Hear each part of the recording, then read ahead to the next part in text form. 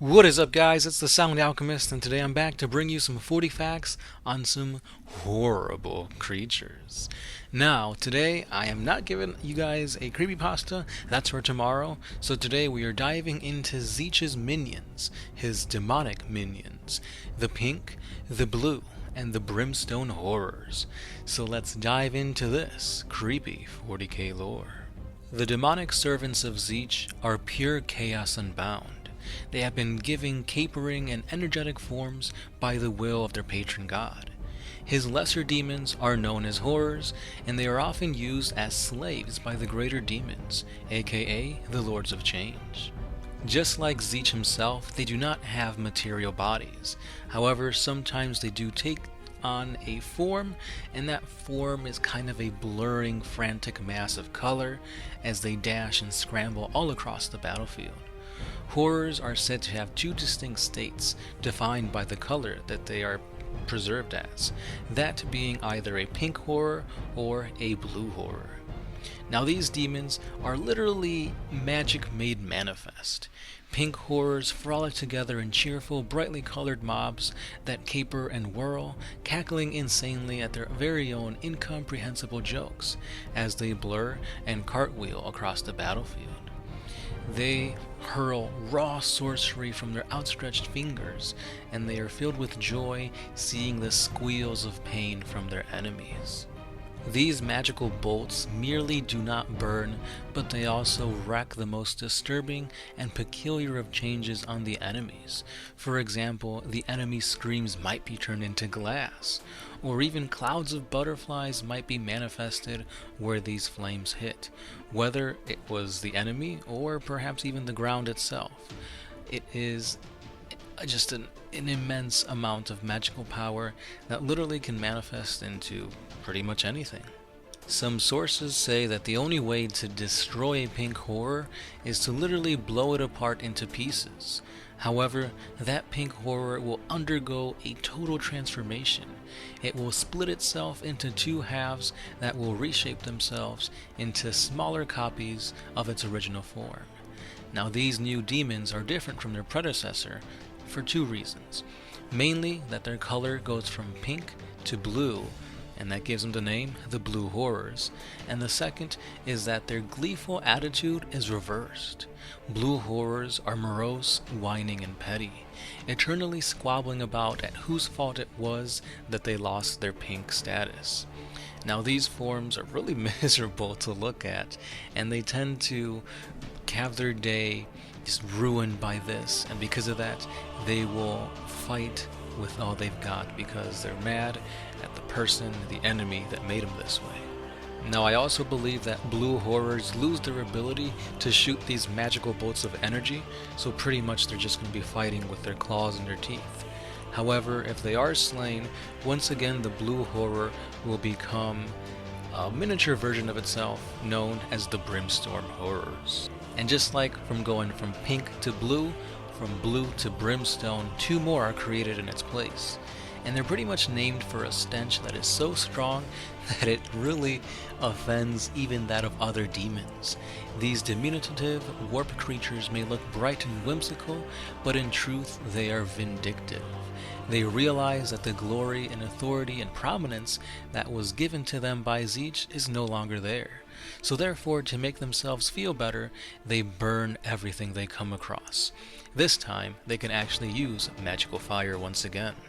Warp fire is the great leveler to Tzeentch, so those that try to extinguish them or to stamp them out because they're literally just fire given life, they become quickly surrounded by the brimstone horror itself as they join hands with other horrors to bring about the victim's demise in a blaze of a pillar of hellfire.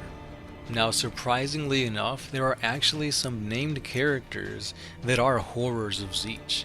And we did a 40 facts on one of them, and that is the Changeling. The Changeling is exactly what his name is. It's a creature that basically can take the form of anything in the universe, be it demon, living human, a book, a rock, it can be anything. And as you can see, this can lead to a whole lot of disaster. Now, I won't go too much into detail for him here. He's got its own 40 facts video, so again, go ahead and check out our 40 facts on the Changeling. However, what I do want to talk about is the Blue Scribes. So the Blue Scribes are a very old lore that pertains to Tzeentch. I want to say it was 3rd edition. So basically, with the Blue Scribes, is that there are 2 blue horrors that were sent on a daunting task by Tzeentch. Tzeentch told them that they had to travel both to the material world and in the warp in search of every spell known. This is every spell in existence. So they go about writing a, what are those things called? Disc of Tzeentch, and they just go and write down every spell, and they just keep on doing this. Now the reason why they do this, now I don't know if this is like hard lore that still pertains to this day, but pretty much back in the day, Tzeentch was actually the ruler of the warp. He was supreme over all the Chaos Gods, and he had more power than any Chaos God individually. However, the Chaos Gods joined forces and pretty much were going to overthrow Tzeentch, but he decided that, you know what, I'll give you guys, or I'll be on equal playing field with the rest of the gods.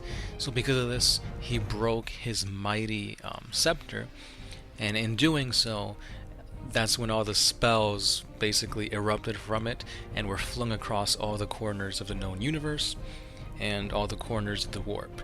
So because of this, this is how supposedly magic was birthed, how warp powers took effect to both humanity and creatures and all that.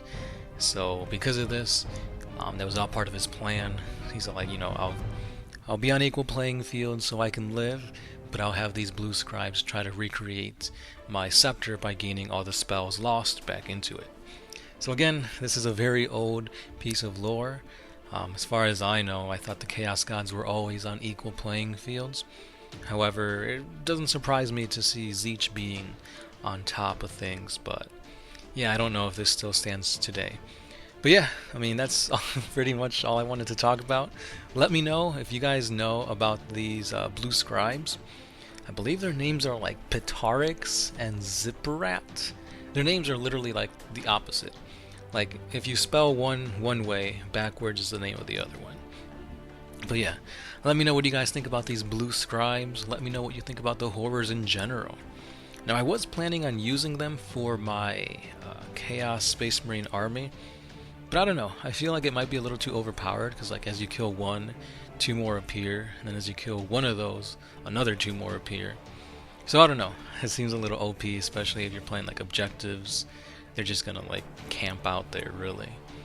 But yeah, again, let me know your thoughts and feelings behind these guys. And yeah, they're actually a little creepier than I thought they were. After like going through the images of all these horrors, I think they kind of do live up to their name. But still, I gotta say the Bloodletters are probably the scariest demons of all. And let me know what you guys think. Also, keep your eyes open and your ears peeled. Is that a saying? I don't know. Because tomorrow, I will be putting out my first creepypasta of the season, The Thing in the Tree. And at the end of that video, I will be giving you guys instructions as to how you guys could win a very own Chaos Space Marine Start Collecting box set. So please stay subscribed so you guys can be notified when that video drops. Watch it, be scared, and then try to win. Now the winner of that will be picked on Halloween, and all the information will be in that video. So yeah, that's all I got for you guys today. Stay being spooky, stay being orky, because this is Orktober and Spooktober. Whatever you want it to be. Sporktober, somebody said that in the comments. The best of both worlds, why not? And yeah, this is the Sound Alchemist, part of One Mind Syndicate, and I'll catch you guys tomorrow.